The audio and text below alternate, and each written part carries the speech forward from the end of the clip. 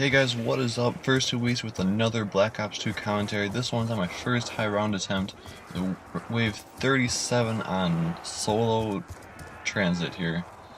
And this is my first attempt with wave 34, it's actually my 37th second attempt. But I figured I'd get a higher round than 34 before I ended up showing you guys this strategy.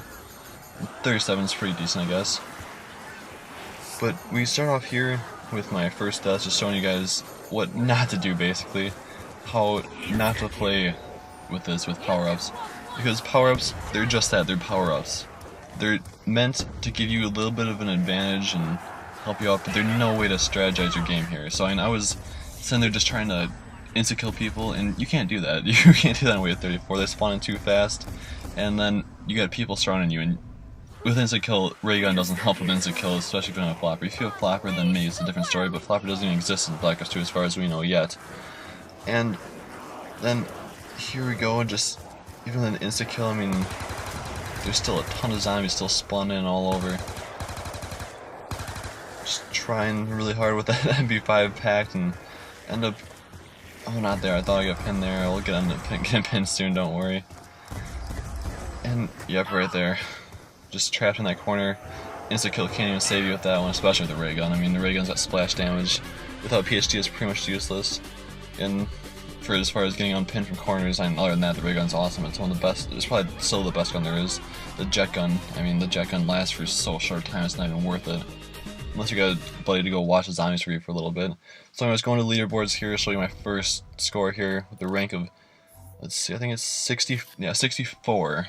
And so I figured, you know what, I'm gonna get a little better than that. I was going for higher on that, and here we're going to go into the main strategy here. Killing Avogadro with without EMPs, because in my opinion, even though I do have EMPs here, I prefer monkeys so much more than EMPs. I mean, EMPs basically to me, they're a stun grenade. They're a way to try to stun the zombies and go revive a teammate, and if you don't have a teammate to revive, then it doesn't matter. But anyways, you see me there.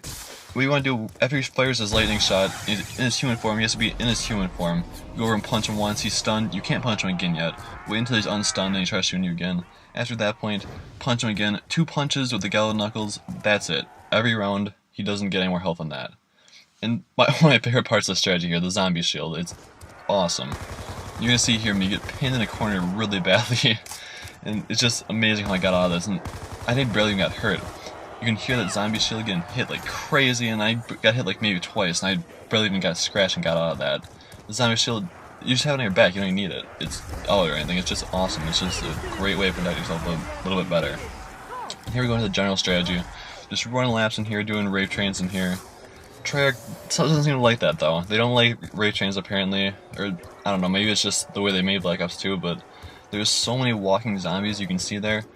And what I like to do with those walking zombies, I like to try to get them in the main horde of zombies that I'm shooting at before I go and kill the rest of the zombies, because it just, otherwise you have those walking zombies survive and then you get more walking zombies spawning in, and it's just like, how are you gonna do a rave chain with that, with tons of walking zombies just blocking your path everywhere because they're not following the main horde of zombies that's behind you. So I try to get those close together, that's why I'm taking so long to actually take some shots with this ray gun here. And then finally, I mean, I got the packed ray gun too, so I mean, it's really nice. It's definitely what I recommend for this. I mean, especially with how many perks you get. Look how many perks you got. I mean, I got 3 perks right here.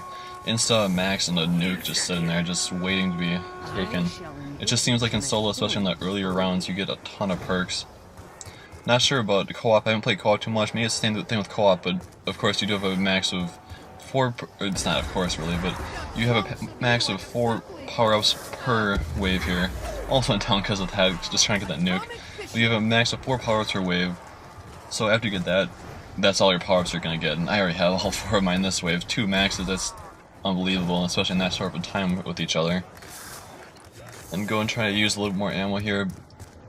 Kind of stupidly, I just got max ammo, it doesn't really matter when we save like 10 shots, and I end up losing those 10 shots anyways, because I ended up just getting it before I finished reloading.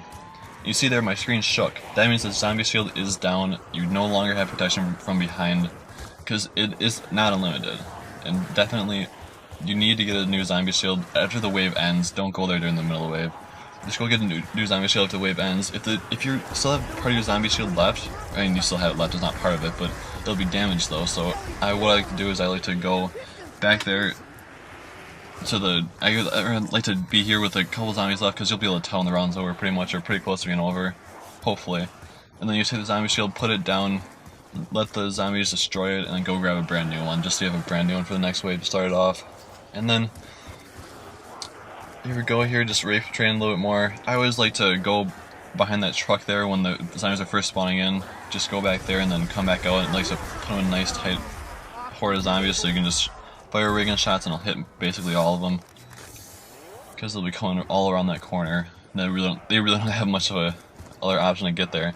You'll see, and there's so many slow zombies here. I like to always put those together as much as I can too. So then here, yeah, behind that truck again, that's where my main path is. And then I don't like to go behind that shed though. Like, I don't like to do the same strategy with the shed. The shed, I always seem to get more trapped in a lot more because it's not anywhere near as open. And there we go, the end of the wave here. Grab a new zombie shield. Gonna go into wave 37 here. That's where my death is. A little ways in, not too far in though. Gonna take a moment here while I'm just killing these crawlers to say, if this video helps you out with the strategy, definitely hit that like button. Subscribe if you want to see more stuff like this, and leave a comment of what you want to see next. You want to see more zombies achievements? You want to see more achievements in general? Or you want to see more high level strategies like this? Because I'm sure, and I made it 37 here, you'll see how I go down in a minute here. It definitely could have gone well past 37. I mean, any strategy that can make it to 35 plus, I'd say, that can actually make it that far and you didn't die by just getting pinned by a ton of zombies because they're spawning in too fast. After that, I don't think it's really going to make too much of a difference, so you pretty much make it as far as you want with this to some extent. Because the zombies really, after 35, their spawn times are...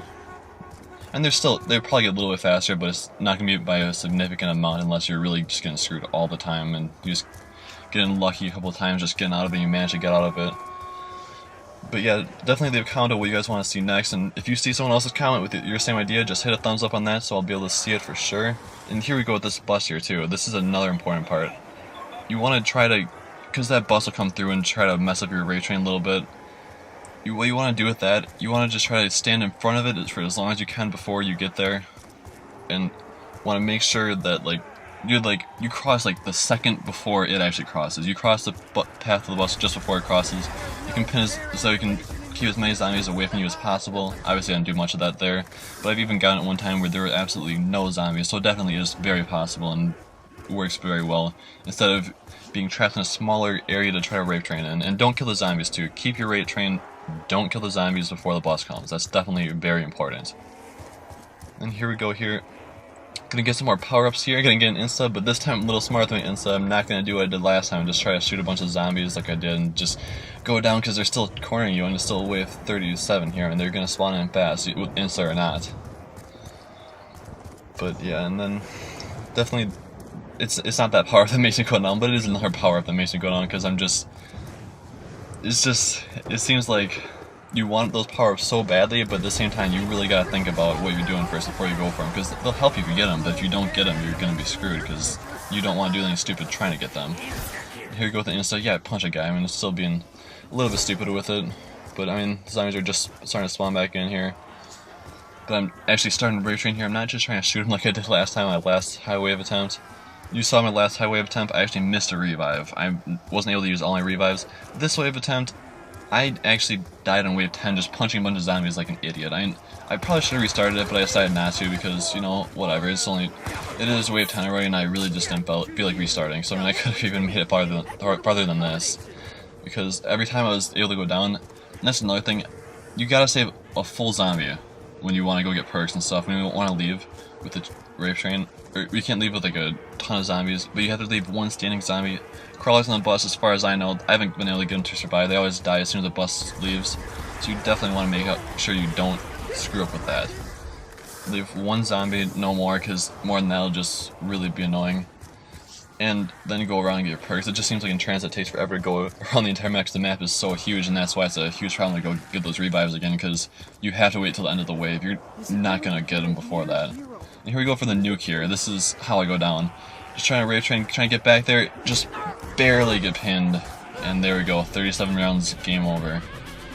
Just stupid. I mean, I could have gone farther back, I could have just went a little bit farther back and rape train back again, but did not.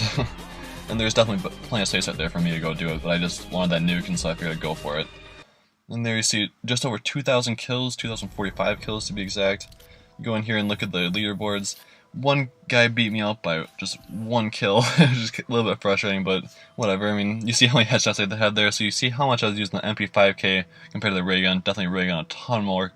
So yeah guys, like this video if it helped you out, subscribe if you want to see more stuff like this, and comment on what you want to see next. And I'm personally thinking of doing a Nuketown solo game next, actually. And I will see you guys soon with some more Black Ops 2 commentaries.